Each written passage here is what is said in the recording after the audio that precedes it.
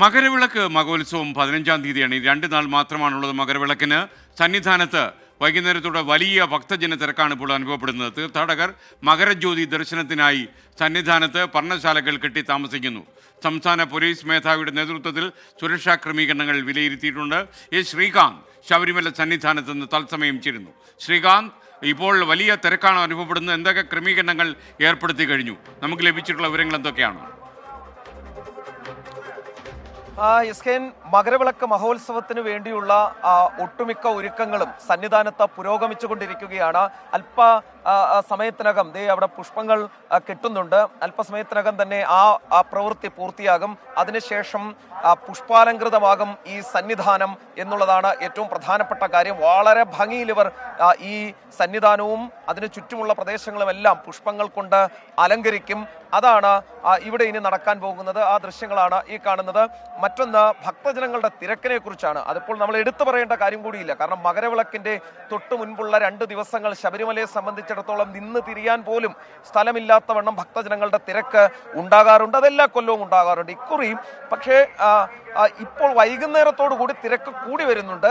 കാരണം ഈ മല കയറി വന്ന ആളുകൾ തിരിച്ചിറങ്ങുന്നില്ല എന്നുള്ളതാണ് വസ്തുത. കാര്യം ഇവിടെ പർണശാലകൾ കെട്ടി പാണ്ടിത്താവളത്തൊക്കെ തന്നെ ഇതര സംസ്ഥാനത്തു നിന്നും വന്ന ഭക്തജനങ്ങൾ ഇതിനോടകം തന്നെ താവളം ഉറപ്പിച്ചിട്ടുണ്ട്.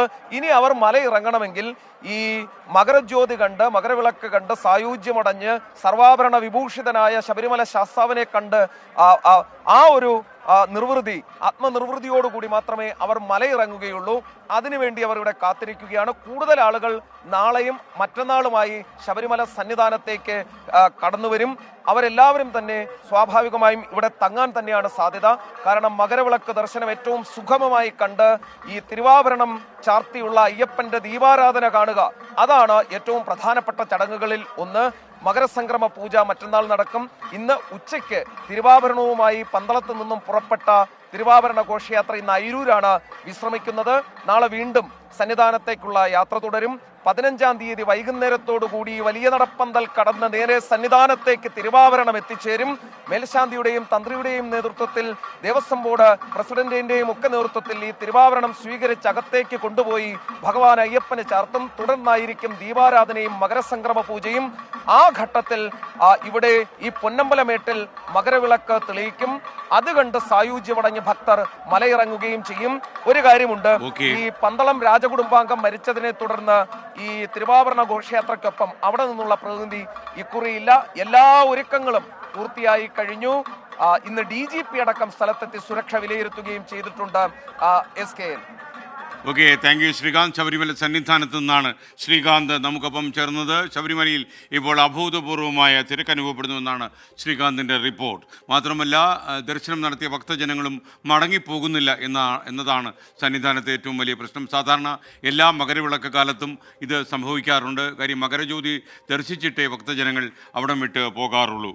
പ്രത്യേകിച്ചും കേരളത്തിന് പുറത്തുനിന്ന് വരുന്ന ഭക്തജനങ്ങൾ അവിടെ തന്നെ പർണശാലകൾ കെട്ടി ക്യാമ്പ് ചെയ്യുന്നത് പതിവാണ്. വിഷ്ണു മകേഷ് പറഞ്ഞു, സാധാരണക്കാരനോട് ചോദിക്കൂ, നവകേരള സദസ് എന്തെങ്കിലും ഉപയോഗമുണ്ടോ? അല്ലാതെ AC റൂമിലിരുന്ന് ചർച്ച ചെയ്ത് തീരുമാനിച്ചാൽ ബംഗാളിൻ്റെ അവസ്ഥയാകുമെന്നാണ് വിഷ്ണു മകേഷ് പറയുന്നത്. വിഷ്ണു, ഈ നവകേരള സദസ് വിജയമോ പരാജയമോ എന്ന് വിലയിരുത്തണമെങ്കിൽ അതിൽ ലഭിച്ചിട്ടുള്ള ഈ പരാതികളിൽ എത്രമാത്രം പരാതികൾക്ക് സർക്കാരിന് പരിഹാരം കണ്ടെത്താൻ കഴിഞ്ഞു എന്നതിനെ ആശ്രയിച്ചിരിക്കും. ഞാൻ നേരത്തെ ഒരിക്കൽ മോർണിംഗ് ഷോയിൽ ഇതേ കാര്യം തന്നെ പറഞ്ഞതാണ് എന്നാണ് എനിക്ക് പറയാനുള്ളത്. NS മനീഷ് പറയുന്നു, ബാക്ക്ഗ്രൗണ്ട് സ്കോർ വേണമെന്ന് നിർബന്ധമുണ്ടോ? നിർബന്ധമാണെങ്കിൽ അത് വിവേചനപരമായി ഉപയോഗിക്കണം, അല്ലാതെ എന്തെങ്കിലും വാർത്ത ചുമ്മാ ടക്ക എന്ന് അടിച്ചുകൊണ്ടിരിക്കരുത് എന്നാണ് അദ്ദേഹം പറയുന്നത്. താങ്കൾ പറയുന്ന പോലെ, ഈ മനീഷ് പറയുന്ന പോലെ അത് വിവേചനപരമായി ഉപയോഗിക്കാൻ നമ്മൾ ശ്രദ്ധിക്കാം.